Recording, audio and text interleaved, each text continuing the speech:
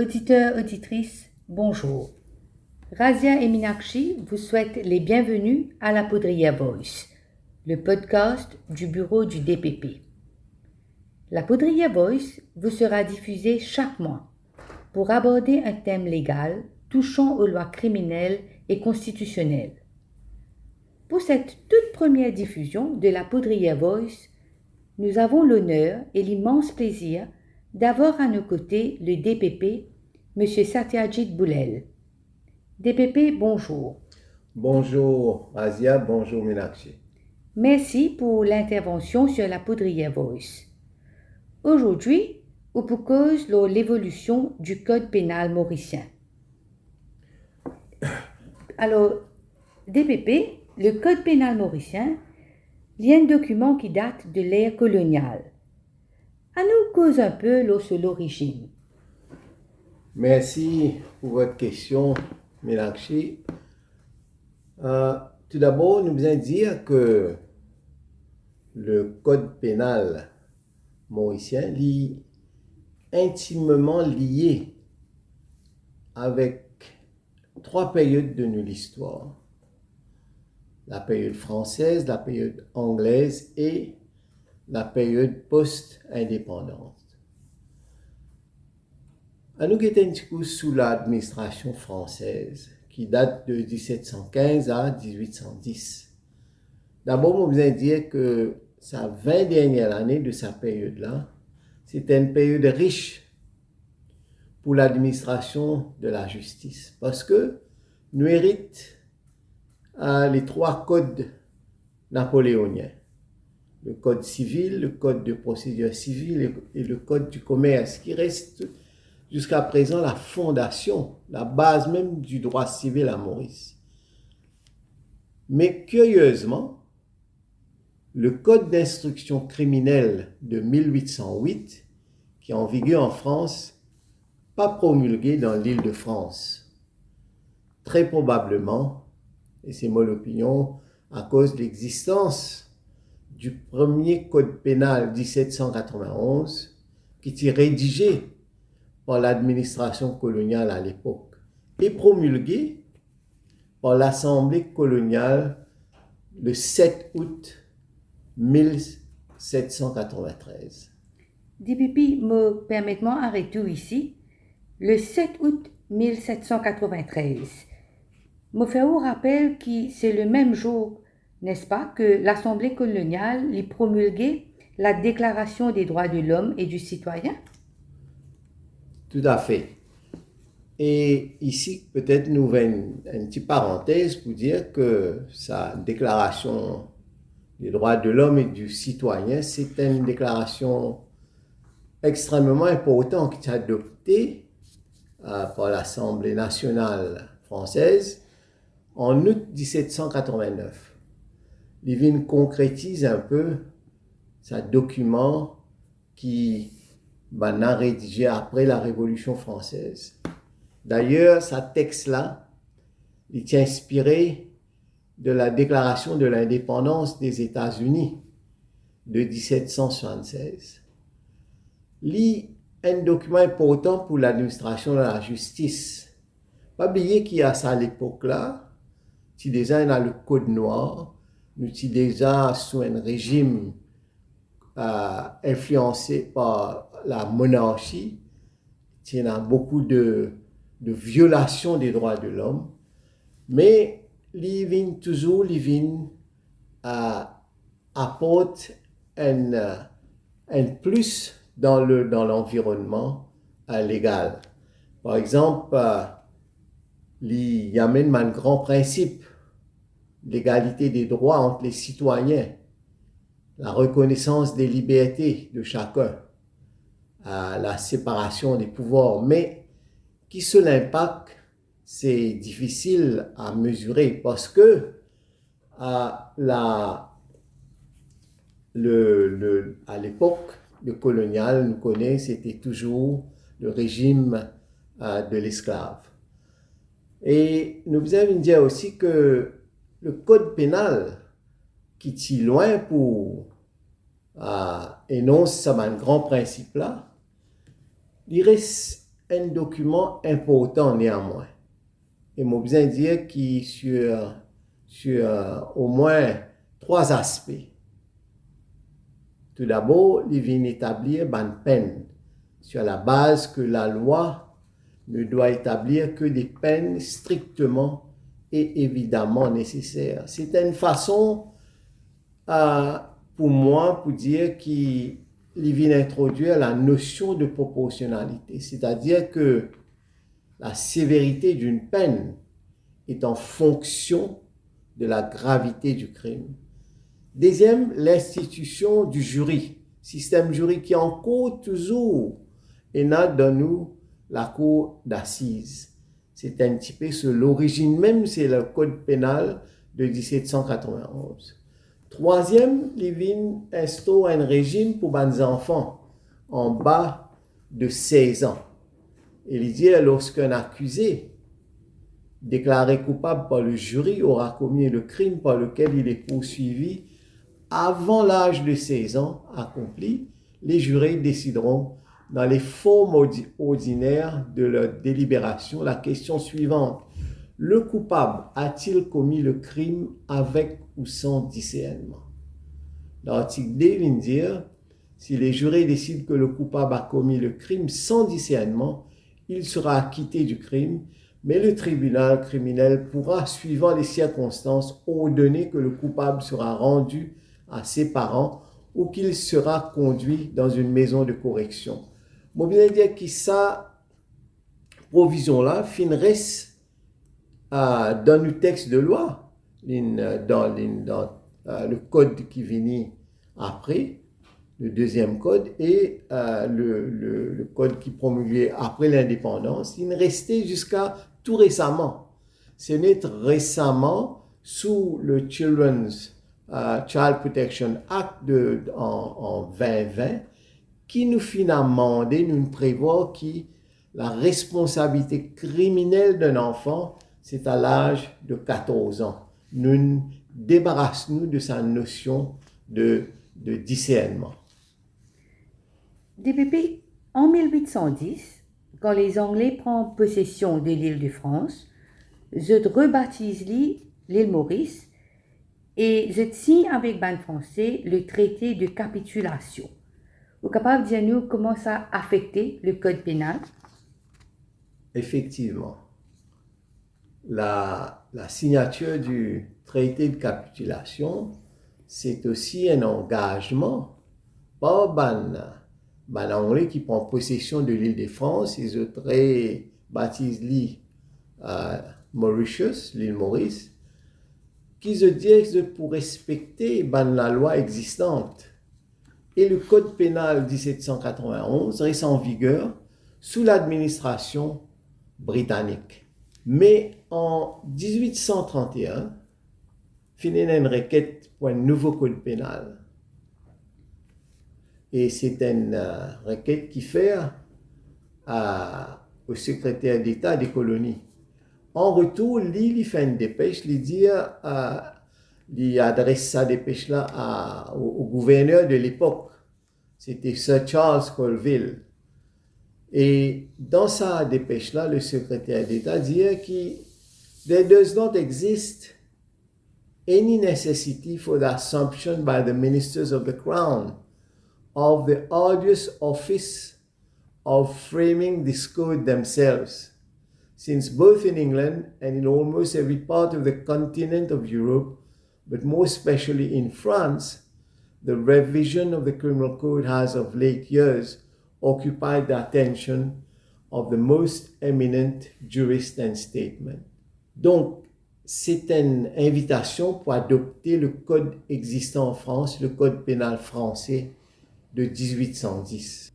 Et par l'ordonnance de numéro 6 de 1838, nous avons adopté le nouveau code pénal, c'est-à-dire le code pénal français de 1810, et qui était déjà amendé en août 1832.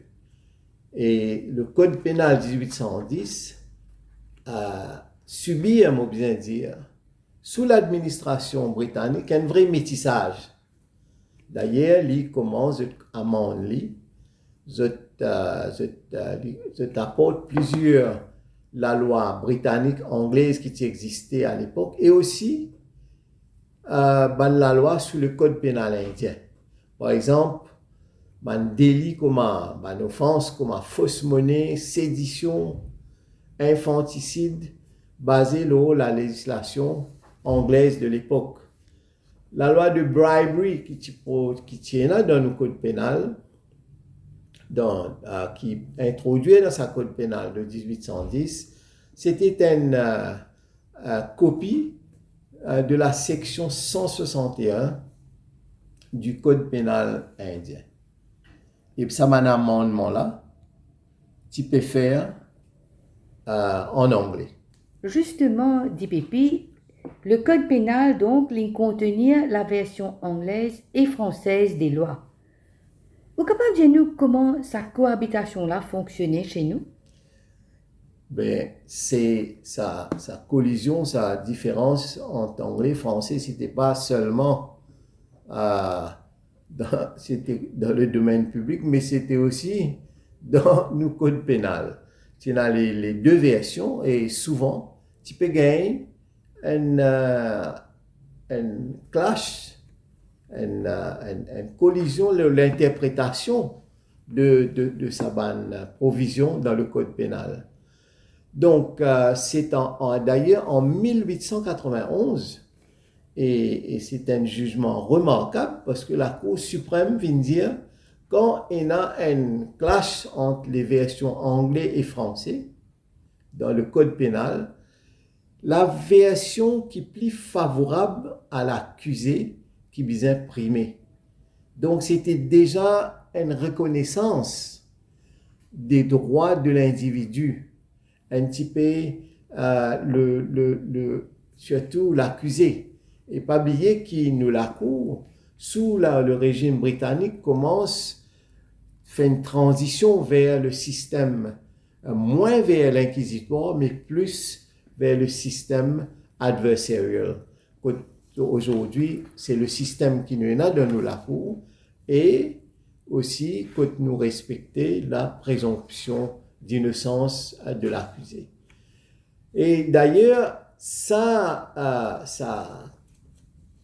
conflit-là, d'ailleurs, et plus tard, dans l'affaire de procureur général et Mirando, la Cour suprême prend le point de vue, dit surtout que l'origine de ma section dans le code pénal, c'est française, donc c'est le texte français qui est imprimé.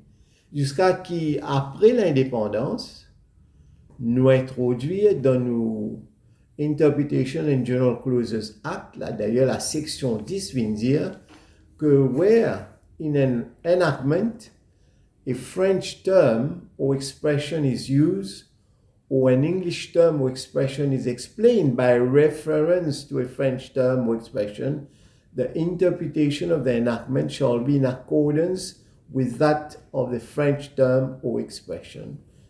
Et c'est ça, aujourd'hui, qui toujours gouverne l'approche que nous adoptons quand nous interprétons le code pénal, qui, comment me dire, est assez unique. Il y a le texte français et anglais côte à côte. Ou cause l'indépendance. Et c'est vrai qu'après l'indépendance, donc aujourd'hui, le code pénal est connu comme le Criminal Code. Vous êtes capable de dire nous un peu plus dessus? Post-indépendance 1968, pas oublier que nous introduire une constitution écrite, une written constitution.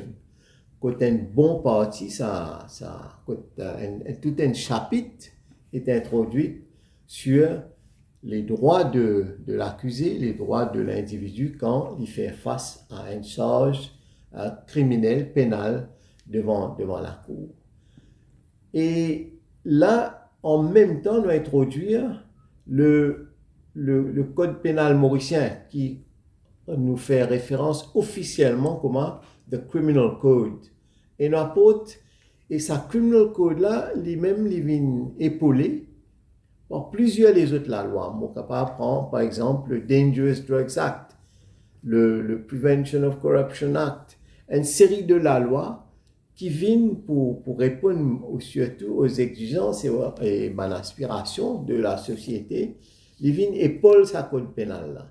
Et en même temps, nous assurer que tout ça, nous amendons le code pénal, nous apportons plusieurs la loi pour épauler sa code pénal là, et nous assurer, parce qu'aujourd'hui, nous avons une constitution qui répond à la norme internationale, nous assurer que tout ça là faire en conformation avec une obligation internationale qui Maurice fin prend. D'ailleurs, sous le ICCPR, l'International Convention for Civil and Political Rights, nous sommes signataires et nous assurer que tout mon amendement et tout la loi subir ça, sinon nous risquons à l'encontre même de nos constitutions. DPP, merci pour le survol dans le passé sur l'évolution du code pénal mauricien. Nous finissons trouver que depuis 1791, le code pénal a subi l'influence de différents régimes. Comment on finit dire, c'est un métissage. Est-ce qu'aujourd'hui, le code pénal les répond aux attentes de la société? Ça fait depuis un bon bout de temps, en tant que DPP, qui veut l'entendre, le législateur surtout, qui c'est le grand moment pour nous faire une mise à jour de nos codes pénals. Prends par exemple dans la question de l'avortement. Nous finalement un texte qui est clairement périmé, qui besoin répondre aux exigences de nos sociétés et qui nous amène un amendement aujourd'hui sur l'aspect de l'avortement. Et là encore, le code pénal est bien servi nous, toujours peut servir nous, mais quand nous prenons surtout dans le domaine d'escroquerie aujourd'hui, avec le monde, où le crime peut faire transfrontalier, finalement, un développement dans le monde technologique, l'argent peut transférer avec une vitesse foudroyante. Nous, Maurice, nous avons un secteur financier qui fait une contribution importante pour nous, l'économie. Il est grand temps pour nous régler plusieurs provisions dans nos codes pénals, que ce soit une offense contre l'État, une offense contre une personne, une offense contre la property, tout ça là et demande à être revu. D'ailleurs, je viens rendre hommage à mon camarade Rosario Domingue qui finit, et moi préside un comité ensemble avec lui, qui finit faire une première rédaction d'une mise à jour, mais bien sûr, pour besoin consultation, pour besoin pour qui nous améliorons le texte. Et ce qui est important, c'est qu'il nous laisse le code pénal évoluer dans l'originalité. Pour deux raisons.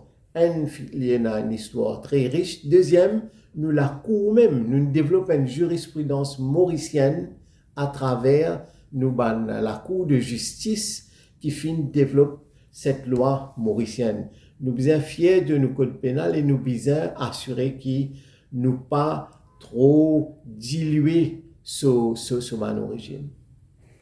DPP, merci. Minakshi, merci. Auditeurs, auditrices, merci pour votre attention. La Poudrière Voice lui reflétait le fonctionnement de notre institution, le bureau du DPP. La Poudrière Voice, c'est un dialogue constructif avec le public pour qu'il ban dimoun connaisse le droit. Après qu'il ait DPP fin faire l'introduction et l'évolution du code pénal mauricien, dorénavant, chaque mois, nous prenons un officier du bureau qui peut cause leur une offense spécifique. Merci, à bientôt. Merci à vous. Merci.